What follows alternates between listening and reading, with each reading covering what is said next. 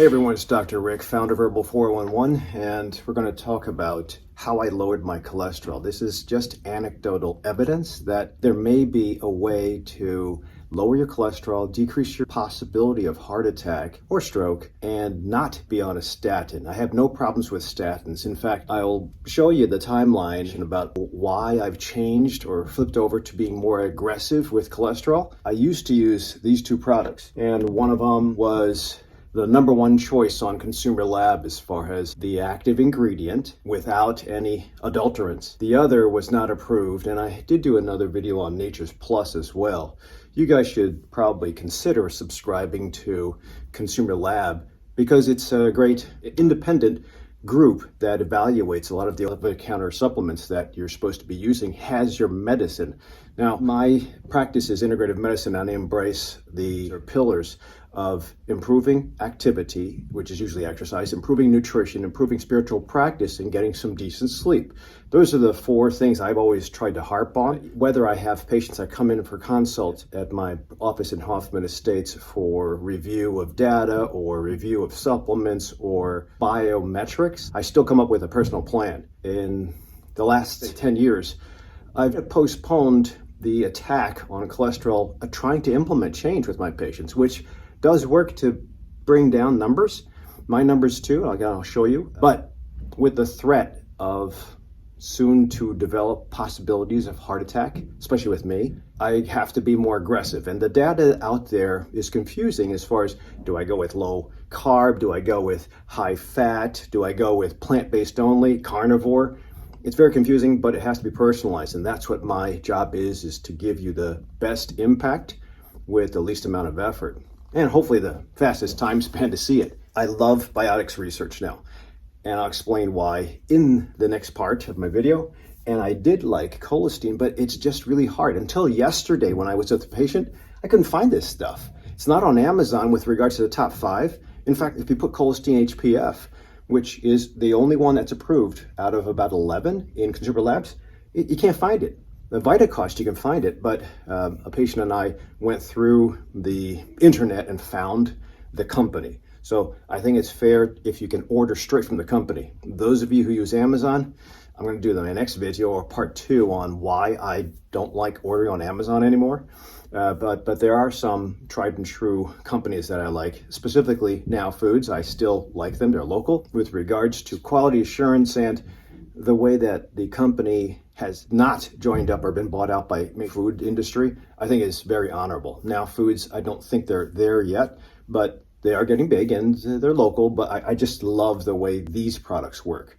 And full disclosure, I do have a store on my website, and you can go to Biotics Research on your own, or you can go through my website store to get the same products. But I'll show you why this did work, this didn't, but why this worked better. This combination has brought me down to close to statin levels. So the data says if you can lower your LDL cholesterol to less than 70, you'll fare well by stopping narrowing of your arteries. CAC, which is a calcium score, and a standard 4-panel cholesterol level, I do not think is enough if you're at high risk, which is usually age or weight or insulin resistance or hypertension. So I do more than that. Now, your doctor may vary as far as their belief systems. I'm just using data. But for the highest risk of my patient load, and I am high risk, although I have exercised my entire life and I feel that I manipulate my diet, I'll show you why I have problems. And this is the boring part, but I'm making it novel. And just remember, this is an N of 1, meaning that it's not a big randomized controlled double-blinded trial, but I applied my changes based on the information that's out there as far as peer-reviewed journals and some patients that have implemented change. Back in 2004, in my 40s, I'd consider I did more exercise, probably didn't care as much about food, but this is back when I was with Central DuPage Hospital, just starting out. You could see that the most important things I'm going to outline here are my LDL. This is calculated LDL, which is only calculated and not that accurate, but it's the standard of what is ordered from your doctor's office. And the 139 is not bad for 2004, but because of my youth and because of my tolerance to exercise, I decided I'd just watch it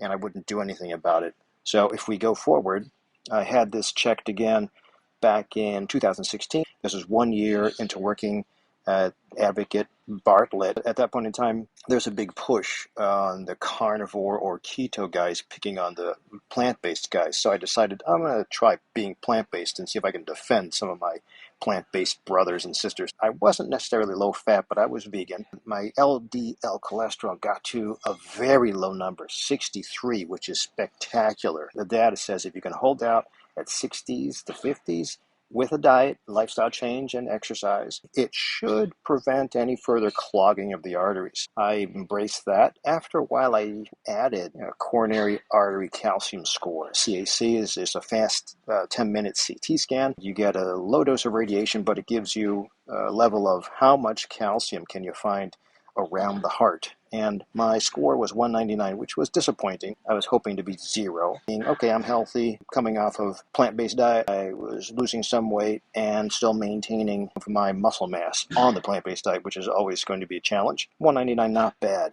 However, I went on and repeated this, and it got higher. 278. So I actually accumulated more calcium. Now, when you do these things, marching the results together to see if you're going through the right direction, you would want to have a lower calcium score, and you also, very important, have to have it done at the same place by the same tech. 278 is an increase in calcium. I don't want that. Finally, I repeated it again in 2019. Lo and behold, it was even higher. That was very discouraging. It's like, okay, why am I doing this plant-based thing? You assume the calcium, as it accumulates, is also buried in a plaque, which is what causes narrowing of the coronary arteries. In the next 2 years, I went and had blood test, and my LDL cholesterol calculated was 92. Not bad. I maintained the plant-based nutrition practice, kept it at 90. That's not bad either. Eventually, it pumped up a little bit to 119. So again, kind of frustrating. I thought that if I maintained a plant-based diet, tie in some extra protein because of my exercise routine, to me that sucks with all the effort I'm putting out. Eventually paid for and got the fancier test. That's called the cardio IQ. This was after COVID had hit, and you can see the cardio IQ shows an LDL cholesterol of 87, which you would think is pretty decent.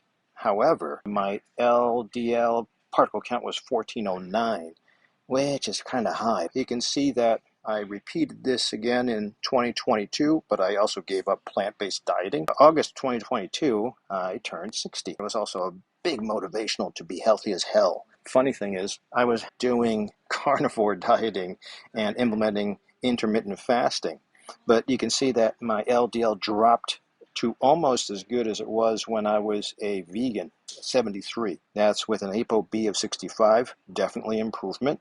And the LDL particle count of 1123, exactly what I would want my patients to show or manifest. Here's the thing, I was motivationally driven because I turned 60. When you get past that, usually what do? It's time to celebrate. And when I repeated a CAC, my freaking calcium score was even higher. If you remember, I would always say for accuracy, you have to have the same CT scanner, and I wasn't with Advocate anymore, so I went to Insight, which was $100 compared to Advocate's $50. So there could be some error. If I just step back and take it for its face value, that's an increase from 302 to 337. That's progression of advanced disease. The new year of 2023, I was 146, so I probably misbehaved a bit. And you can see my LDL particle count went from 1123, that's the middle of the page, to 1486, where it was kind of before. And then my ApoB, which I think is a great marker to follow now, I think it's definitely better than calculated LDL. 65 went up to 106, and that sucks. My biomarkers just looked like I was going in the wrong direction, probably from over-celebrating and being overconfident with getting super ripped at the age of 60. But I followed this, and you'll see here in the spring, it went even higher, damn it. The LDL of 146 back in New Year's went down to 116, which if you just do calculated LDLs, 116 is not bad. I do these other things in particular because I want to get more information or more data than a calculated number. Look at my LDL particle count. It went from 1486 to 1709. That's probably one of the highest I've ever had. ApoB of 106 went down to 90, so that's not bad. But again, the issue is I've got a ton of LDL particles that are circulating, and that's the highest I've ever been. Towards the summer 2023, this last summer, I was also training for a Mount Whitney hike, and I was really cranking out a lot of cardio at the time. LDL kind of stayed where it was, 123. I really would rather have below 70. Particle count dropped down a little bit from 17 or 18 down to the 13, so I'm right direction. The ApoB was 91. Kind of good, but still long way from home. And then I decided to bite the bullet as I was training for one of the most aggressive assaults on a high altitude hike. I decided to go with one of my friend's CT angiograms. A CT angiogram is much more sensitive compared to a calcium score. The beauty of a CT angiogram is that it gives you an image of the coronary arteries without putting a big needle in your groin and injecting dye, not just calcium, but narrowing. And unfortunately, you can see at the bottom on the right, I've got a plaque with narrowing of 50 to 69% stenosis to the LAD. That's left anterior descending, and that's the widowmaker. That was a big slap in the face. As I've been showing you, the cholesterol is both calculated and fancy cardio IQ, and my CACs, or calcium scores. What I thought was okay to just quote-unquote watch is not okay to watch any further. I'm 61, I've got narrowing to my widowmaker, and I also have a second narrowing of 25 to 49% in my RCA, or right circumflex artery, so I got two problems that are growing.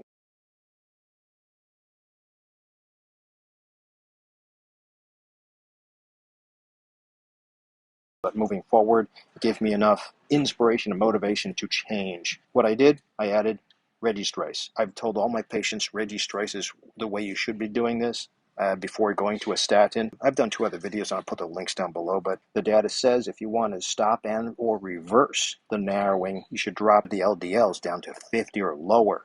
So I changed my Registrice, which was my go-to herbal company of choice. I went on to Biotics Research, and look at this. I went from an 80 to a 54. That's a 30-point drop in less than a month. If you recall, I got this in July. I got this second one in August. That's 30-point drop into the range of reversing cholesterol. That's with a different Registrice company. Because of what I found on Consumer Lab, which I can't talk about now, I'll talk about in my next video, I would be very careful about what you buy on Amazon. Nothing against Amazon. I think it saves shipping, but you don't know what you're getting. Please subscribe to my channel, and you'll see the next video I'll talk about as far as buying supplements on Amazon or online. The other full declaration is not only did I change to Biotics Research Registrice, I also added berberine from Biotics Research. So I can't tell if it's just the quality of the Registrice or it's the new quality of the Registrice plus the berberine, but I don't care. It got me to 54. I did drop from 54 to 52.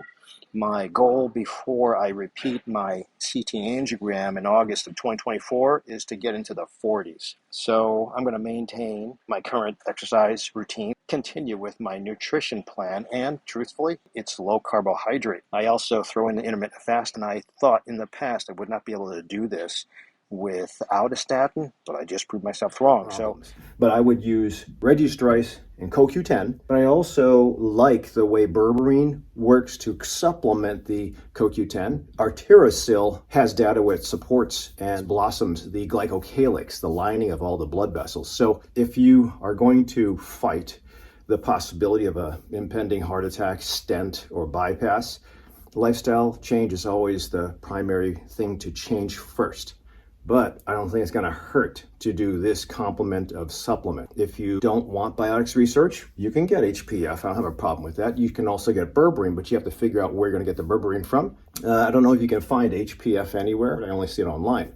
As far as berberine, I've done videos on berberine, and there are some good berberines that are out there. Hopefully this gives you a couple of ideas on how to drive your cholesterol down. It always is important to have some form of exercise, nutrition practice, in addition to the calming practice that we all should be striving for, and deep sleep. So if this is all confusing, I just unloaded a whole bunch of information. Just subscribe to my YouTube channel. I also have a conference coming up in January, on the 13th of January, from 2 to 3:30, where I will be talking about individual successes in my patient practice, in addition to having a chef present her data on the plant-based diet and decreasing heart disease, stroke, dementia, disease processes altogether. So I'll put the link down below. Consider seeing us over at the Bartlett Nature Center. I'll see you at the next video.